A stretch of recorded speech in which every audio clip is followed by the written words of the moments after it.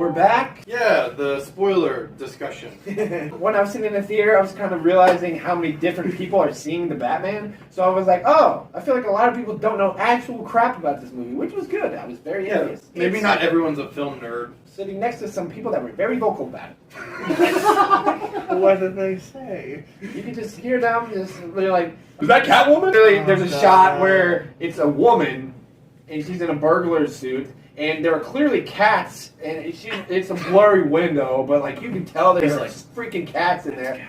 And then the woman in this couple leans over and is like, "Is that Catwoman?" And it's like, "Yeah, that's Catwoman."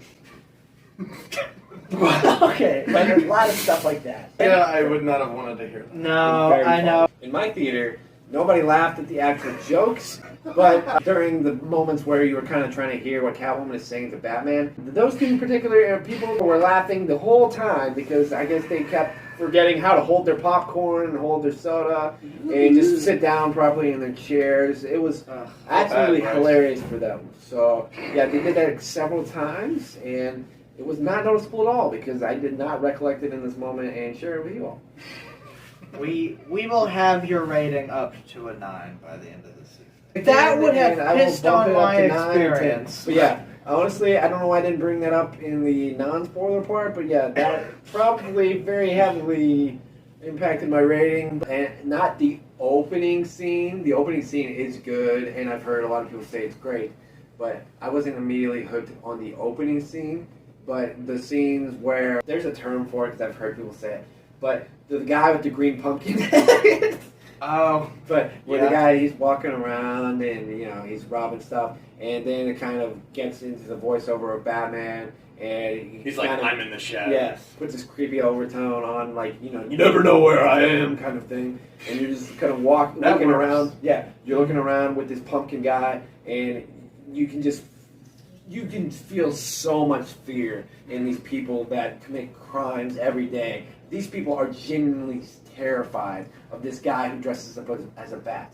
You can feel it. Yeah, I'm a little suspect of all these helicopters at the beginning that are shining lights on the crime, and then they shine lights just so they can move on to the other crimes to shine light on them, just so that they can all look up and be like, what is that light? And then the helicopter moves, and they're like, oh wait, the Batman signal's out. And they're like, shit, now I'm scared. That is the only part where I'm like, why didn't the cop just... The cops are inept and they're corrupt. That's true. True? They're corrupt? It's a big theme in this movie. The way the Riddler's plans unveil, basically tricking Batman into following the Falcone guy so that he could, you know, kill the guy. Riddler could kill the guy. That stuff was really good when they revealed it. I really liked that. All of his scenes were really good when he was revealing his plan to Batman face to face. And he kind of does it in a way where he's like, yeah, we should be best friends now because, you know, I'm doing what you did. Mm-hmm. I'm doing what you are doing, and, you know, we're one and the same kind of stuff.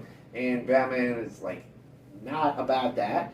So he's very upset hearing that and reflection, and it's kind of nice that he's literally being reflected in the Riddler's jail cell. It's kind of like a mirror reflection, I guess, in a way. This is further explored when he's actually, you know, plans actually coming to where the flooding of the vans and stuff being blown up. The third act is spectacular. This is really stupid. I have an obsession with action sequences in water. It's true. I love Titanic. I'm all in. The Poseidon Adventure. He was a big fan of the Titanic incident. The best scene in Temple of Doom is the one in the mining cart where the water is coming toward them. After they flood all the children. I'm always in, yeah. Oh. In this one, the Riddler blows up a bunch of seawalls and floods Gotham's ass. I was all here for it. And there's people getting electrocuted and shot. It's just crazy. It is an amazing amount of water. Oh, yeah. Oh, yeah. It's unbelievable. And the whole time it's happening, you're like, this is going to stop, though. And it's like, and then it hard cuts. It's like, oh, no, it's in the court. Okay. It's also just a really wet movie. Like, there's that. It's raining. It rains every night. Robert Pattinson and Zoe Kravitz. I mean... And then you see Batman fighting all these mercenaries that are Riddler's followers that he comes up with through social media and stuff, which was very well done. The Riddler Hive. Yeah, it was very well done when they did that stuff, incorporating the social media things. When somebody just kind of says that on the surface, you're just kind of like, that sounds dumb. I don't want to see Instagram or Facebook Live Yeah. a Batman movie. But the way they incorporate it, I really enjoyed that makes stuff. sense. It kind of has parallels with stuff from real life, but they don't like go over the top with it. They do it just enough to where it's like, oh yeah, I recognize that as something people fall into, and you're just kind of like, yeah, the Riddler's an evil person, so of course he would do that. I think the way the Riddler's plan gets unveiled throughout the story is one of the gems of the movie. Is the fact that like the whole time you're wondering like, what's up with this guy? What's he doing this for? What is the reasoning behind all this? What is this leading to? It's kind of like, oh, you're like the Batman following down his clues to try and follow, oh, it leads to this. And then it's a misdirection of this was this, but actually it was this person, with the whole Maroni thing and the Falcones and all that stuff and the Arkhams. And I thought that stuff was good because it kind of felt like you were... Like it was being, like you were figuring it out as it was being revealed. And that's like the best way when the stories work like that. You don't want it to be like off sync. And I felt like I was in sync with the movie. Yeah. The stuff that they did at the end was very interesting and thought-provoking, but I still haven't determined what I 100% feel about that. But the fact that I am going to continually think about it is enough to where it's really good. The big thing that I'm trying to determine whether or not I fully am on board with it or not is the message, and I've heard other people say similar things, but you never really know because it's a movie, so you can interpret it however the hell you want in 755 different ways. That exact number is 755. You cannot do it 756 ways. Or else. Yeah, that would be ridiculous. At one point, when Batman is fighting the Hive and everything, he unmasks one of the guys, and then he's like, "Who are you?" The guy's just like, "I am vengeance," which calls back to earlier where Batman says that fighting crime and doing what he feels is necessary to be done, he says, "I'm vengeance." And so then he kind of has a moment where he realizes, oh crap, what I've been doing the whole time is backfiring because it's creating people like me who have ulterior motives that are not necessarily great for everybody in Gotham. And they're coming at it from, their own views of coming from orphanages, like the Riddler's character, and whatever everybody else in the Hive motivations are. And there's plenty of people like that you can see in the world today that could easily grab onto something like the Riddler's vengeance plan, where it's like, yeah, let's stick it to the political leaders, come at it like that. And whenever he says this, Batman kind of realizes you've also got to be able to lead by example and create this culture that is not destructive and is not going to inspire crazy people like the Riddler, the Joker, and all these psychopathic villains that are in the Batman universe. The visual where Batman is leading the kids and the women and everything out of the water with his flare story arc thing, right there. with the red and orange thing. That was amazing as a visual. And I also heard the argument where it's like that scene in particular is kind of like making Batman Superman. And Batman is such a distinct, like dark, brooding character and everything. So I just don't really think of him as a beacon of hope. That is more so. I can see him as a beacon of hope, but not somebody who's going to be showy about it and be like out in public and being like, hey, I am this character of hope. He liked it just as a movie,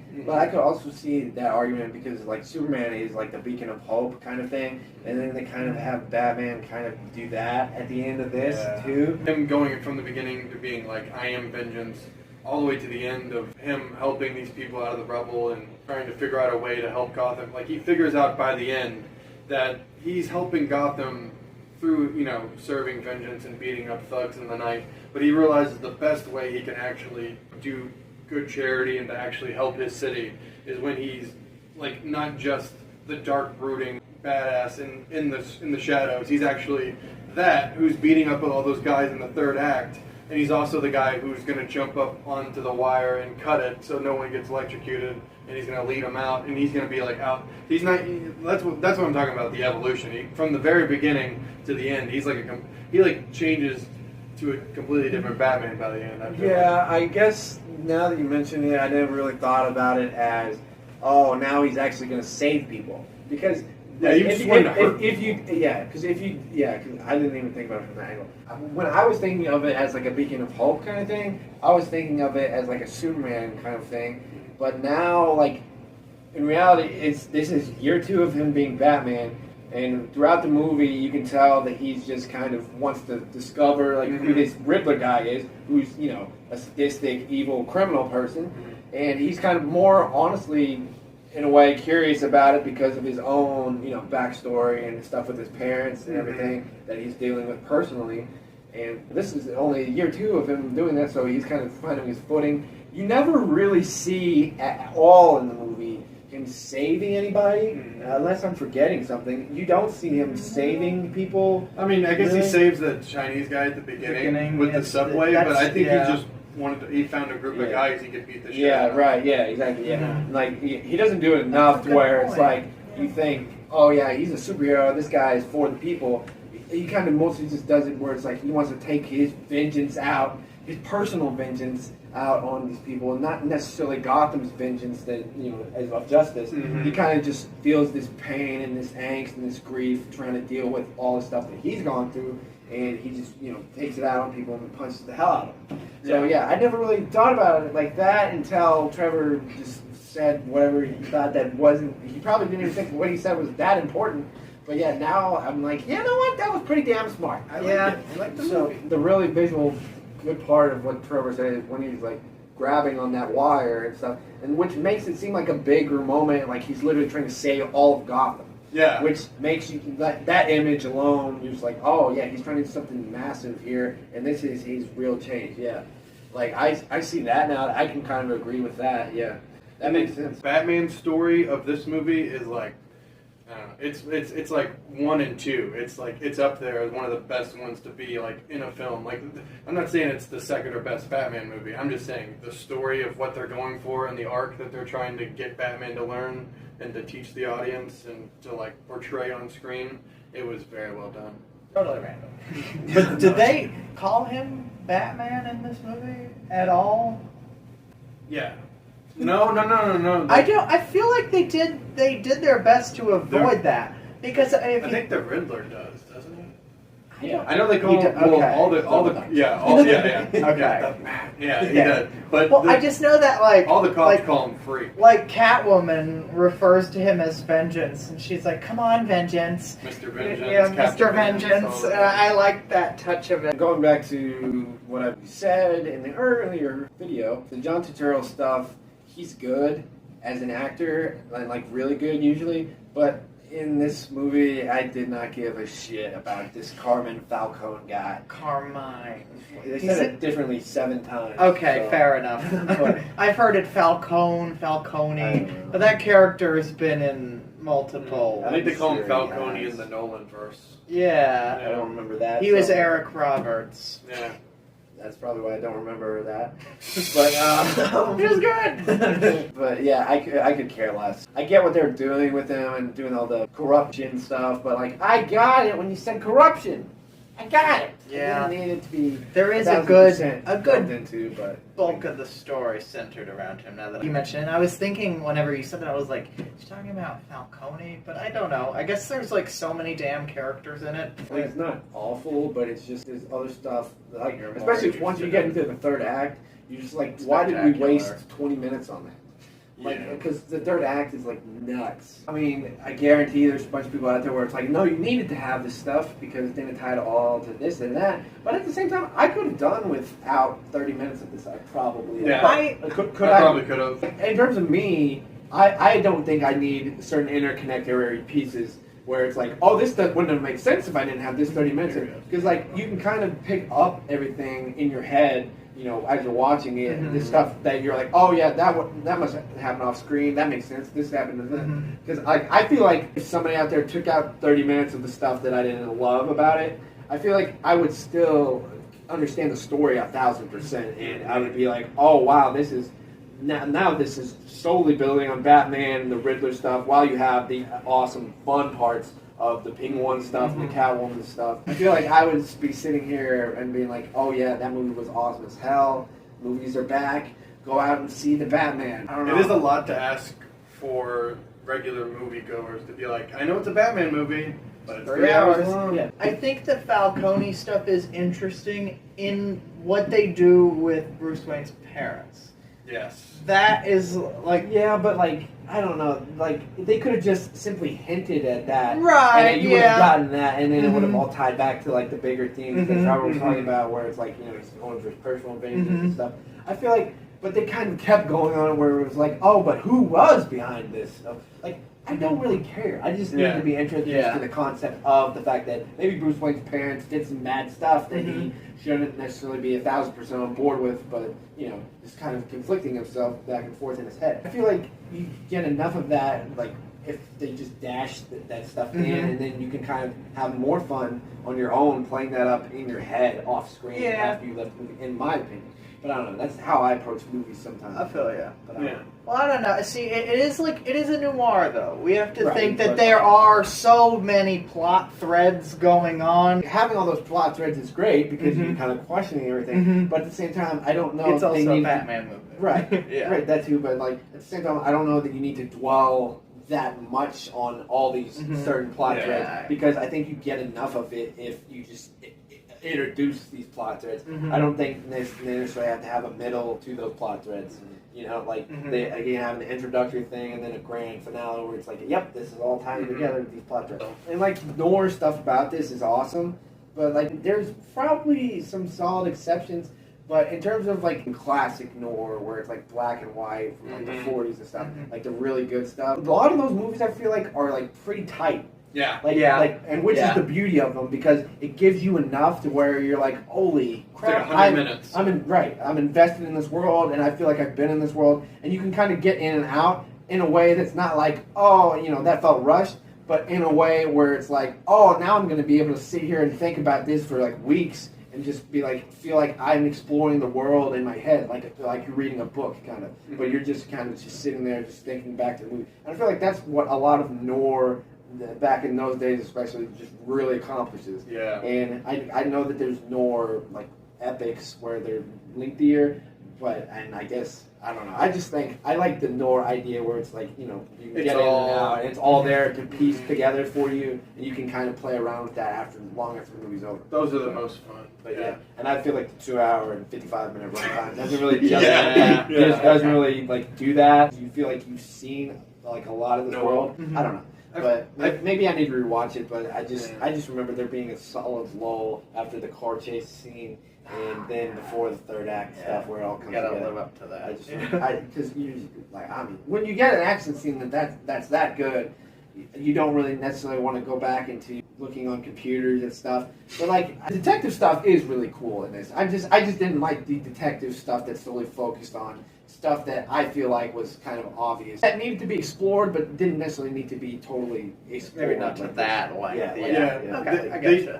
Scene in the previous review that had my jaw dropped. Well, besides like the awesomeness of certain things, just like Batman's movements, like internally I'm like 8 years old and seeing him, just f***ing pummel people is always going to be cool. The best scene in the movie to me is the sequence with the Batmobile, The chase. chasing the Penguin. I swear, trailers of course show a bit of it, and you're like, oh yeah, that'll be cool. You gotta see this thing. Yeah. It's unreal. When Penguin thinks he's escaped him, and he's like, "Ha ha ha! I got you! I outdid you!" And then That's how he does. Yeah. And then you see this big ass fire behind him, and then you see the Batmobile just flying, soaring through the fire and the flames, and it's just And it is mean. yes. That's what the thing about this Batmobile is. mean. It is not it's not one of those teched out Nolan ones where it can flip and shoot and do all this different Turn stuff. into a motorcycle. It is just angry. It is mean, and it will f*** you up. It's like coming in like a bat out of hell. It is literally Well played. Seriously. I gotta know. Alright, what is his suit made out of? Close. Thank you. Anyways, because a bomb goes off right in front of him, and he is shot with a shotgun In the chest. in the chest. Still ticking. I definitely think when he takes off that suit at the end of the night, he is black and blue, just like the Riddler says. He's not dead all over. He's not dead all over. It was weird how much stuff he survived. It almost had me thinking he was a superhero or something.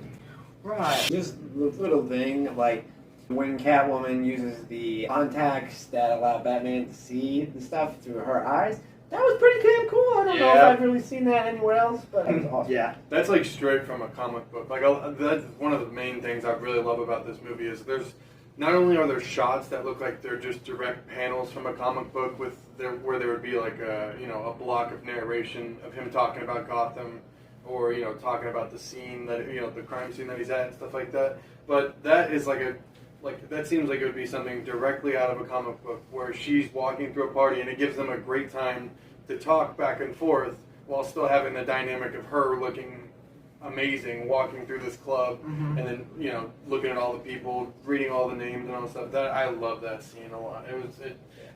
Like you said, it's like hard to find something like that now. And even that for Batman, not even Batman and his gadgets, but this is year 2 Batman. So he's still rich AF, but he doesn't have much stuff built yet. And so the main thing that he really uses as a gadget besides a grappling hook, the Batmobile, is he basically just has a contact lens that he wears and that he can reanalyze stuff that he's seen. I mean, that's world's greatest detective shit right there. I love his lair too and how it's like the train station. Yeah. His manor is kind of cool too. Also, it's kind of weird. I didn't examine every piece of furniture in it, but I would feel like there's probably something that kind of gives you a clue. It's like, this guy's probably Batman, because his house has a bunch of bats are in it. I don't know how these people are sleeping on this, because Commissioner Gordon literally pieces it together, and he's like, oh, it's Bruce Wayne. Oh, he's gone. What? Why do you think he just fled? He's got to go figure it out. I know, but I think Commissioner Gordon would have pieced that. Which I don't think we've even mentioned Jeffrey Wright yet. I liked him in it quite a bit. Yeah, but he doesn't get asked to do much either. No, he gets to carry 90% of the comedy in the movie. The secret comedy that's in this 7S Batman movie. There are some. That, I will say, everyone laughed at the funny parts in our theater, and they knew when it was funny and when you were supposed to be scared and stuff. That was the good part. Everyone laughing at the thumb drive joke. That's great. I will also say, for a second there, I thought Alfred bit it. Yeah, I thought 100% he was dead. Because that would have been better, I think. I do too. Yeah. I don't know. Because I was going into it thinking that this was a solo movie. This was the only iteration of this character that was going to be. So I was because it's from the vibe that I got, Matt Reeves was like, I just want to do one Batman movie, and I just want to make my Batman movie. That kind of vibe is what I got from it, because I know DC is scrambling around with what they're doing. They're a hot mess. Yeah, I got the vibe that Matt Reeves just was like, hey, I've been wanting to make a Batman movie, and now that I see that you don't have a connected universe, I think I can actually make this really cool Batman movie. So that's the vibe I got going into it. So I was like, okay, that's why it's 3 hours, because he just wants to make one Batman movie, and he wants to put all this stuff that he wants about the Batman in it. But then as the movie goes on, you're just like, oh my goodness, I think there's going to be another one. And it's not a bad thing. I do know what you mean about it being a standalone thing, because I also, before I saw it, got that vibe. It is so much movie that you would expect it to just be this is the only Batman movie I'm making, and we're throwing it all in there. I do want to explore certain characters, but it's not the characters that we didn't explore in this movie. As dumb as that sounds, the characters I want to explore more are Batman and the Riddler. Which is stupid, because those are the ones that definitely get explored the most. But at the same time, those were by far the most interesting characters, because obviously they're in it the most. But yeah, I just really like the Seven-esque stuff, which everybody's been saying. But at the same time, it is like that, and it's not a bad thing. It's not well, damn, they just did Seven again. Yeah, they did Seven again. It was 30 years ago. It's one of the best movies of all time. Yes, it is. Okay, we can put it in Batman. It's fun. But it's awesome. In terms of the Seven aspect of it, I think they do there are some interesting touches in terms of the cinematography, which we spoke of, the scene where he knocks out Peter Sarsgaard, and it's just the glass is fogged up, and you can see him putting on something. And then I love that sequence as well, where it's at the funeral, and he comes crashing in. I don't know. It's good. Yeah, I think that is. The sound design of that is really good. It Everyone is. reacting to hearing him revving up. Mhm, And then yeah. the shot of him looking up and you see the silhouette of a man not moving. I got to the end of this 3-hour runtime, and I thought to myself, I could spend more time with these people. So I hope there is a next one, which there will be, because this movie made like a few dollars over the weekend. 2.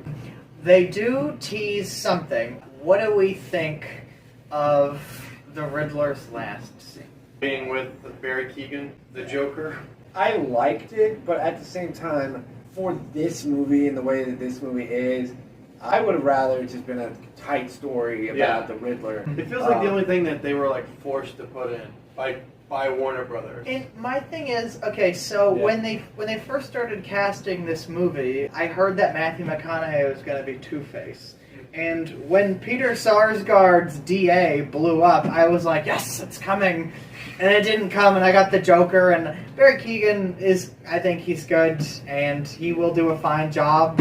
But I kind of feel like we need a break from the Joker for a little bit. But at the same time, I think Barry Keoghan would do an amazing job. He will. As Joker. Maybe in the future, it's explored enough to where we can have a full opinion on it. But like in this particular movie, I did like the way they went about it because it was just kind of like you couldn't see him, but everybody in the theater knew that it was the Joker. But you also have questions where it's like, you know, is he the Joker yet? Is he going to be the Joker later? Is he just a random person? You know, you don't really know. What I could see of his face was creepy, and so he had like no upper lip or something. That will make it interesting. Yeah, I was like, at first I was like, oh. And that's the interesting thing, because this being a year 2 Batman, you're like, has he caught this guy? Is that why it is? And was he the Joker? Was he just a goon? Is he going to be the Joker? That's kind of the good thing about it being such an early Batman. Year 2. Yeah. You can just kind of look at it as like another Nolan Batman movie that gets the Riddler involved, and you can kind of be like, oh yeah, the one that they didn't do with the Riddler, yeah, this could be kind of that one if you cut it up as just the Batman Riddler parts.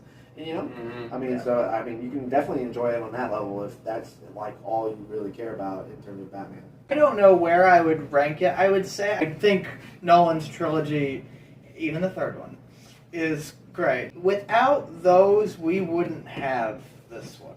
So anybody trying to say this is the best one, just miss me with that bullshit. But I will say though, I do think this movie is worthy.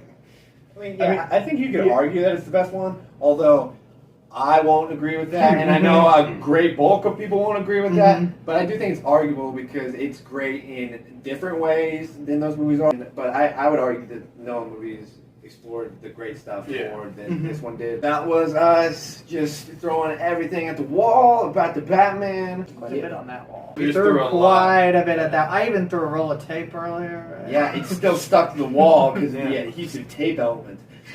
I want to hear what other people are thinking. I hope you all enjoyed listening to us kind of just talk about it, and kind of maybe if you just went to see it by yourself, you kind of get the experience of talking to your friends about it after the movie, kind of through us. Hopefully that is kind of what you get in the vibe from here. We also really want to know what you all thought personally about the movie, if you have seen it. Hopefully you all have seen it if you are at this point in the video. But yeah, leave comments, or hit us up personally. Yeah, we're just kind of very interested in seeing how people take this movie, especially knowing how important to a lot of people, especially our generation, the Nolan movies are. So I feel like it'd be very interesting to see those people that are kind of skeptical about a new Batman movie, really. I feel like it would be very interesting to see what they took from this, especially given that it has some hurdles to it, like the runtime and things like that. But we are very interested to hear what the kind of general consensus of people watching this have thought. And please like and subscribe if you all are enjoying our channel. This is me pointing to the camera and telling you the video's over. I'm Batman.